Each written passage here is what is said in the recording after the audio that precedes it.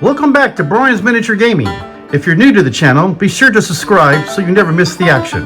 Today, I'm bringing you an epic historical scenario, the Battle of Gettysburg. I've recreated this pivotal moment using my custom tabletop system, Brian's Miniature World of Gaming.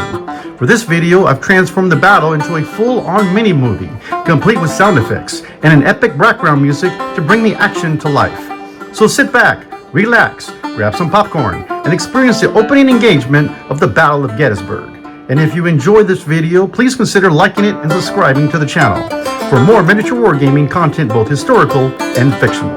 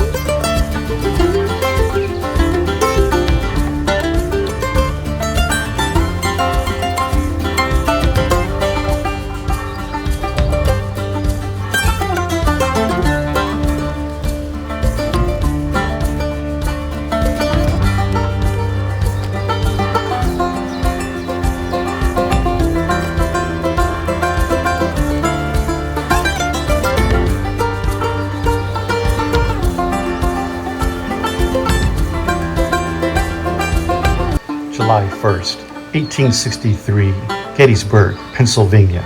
As Reynolds' Union forces take their positions, Heth's Confederate line forms across the field. Major General Reynolds gives the order to fire, and both sides unleash their volleys. The distance is too great at first as shots crack through the air, but find no mark. And then suddenly, a single bullet tears through a Union soldier, killing him instantly.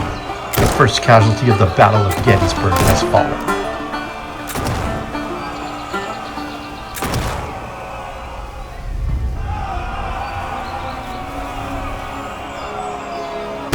As the battle intensified, General Reynolds' Union forces began to take severe losses. Among the fallen was Henry Dobbs. He and his brother Billy had grown up on an outlet farm, but the death of their parents had set them on different paths. Henry to the Union, Billy to the Confederate ranks. Now Henry's body lay still on the field, unseen by Billy, who fought on the opposite side, unaware of the tragedy. With casualties rising and numbers dwindling, Reynolds' troops began to struggle against Heth's superior force. The Confederates were gaining the upper hand as the Battle of Gettysburg unfolded.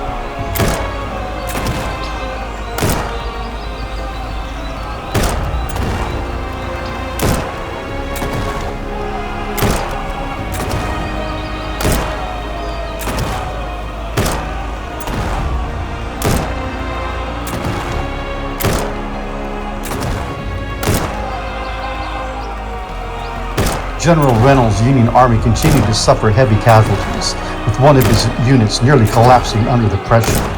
General Heth's Confederate forces pressed their attack relentlessly, hammering the Union position without pause. If the assault continued at this pace, Reynolds' army risked being driven from the battlefield entirely. Despite being heavily outnumbered by General Heth's Confederate army, General Reynolds' Union soldiers fought on, absorbing casualty after casualty. Jim Davis, who had grown close to Henry Dobbs before Henry fell early in the battle, felt a bullet sliced past his ear and could only thank God he was still alive. But the outlook was grim. Reynolds had already lost a third of his men. How much longer would his army hold the line?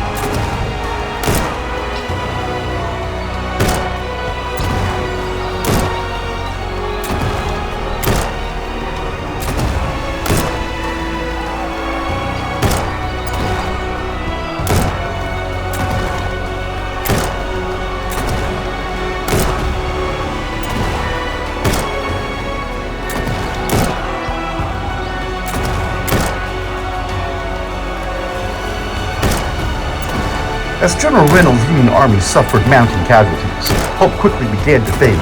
The breaking point came when one of his units routed from the field, the first collapse of many yet to follow. Though General Reynolds stubbornly continued to fight, refusing to surrender, he ultimately had no choice but to order the retreat.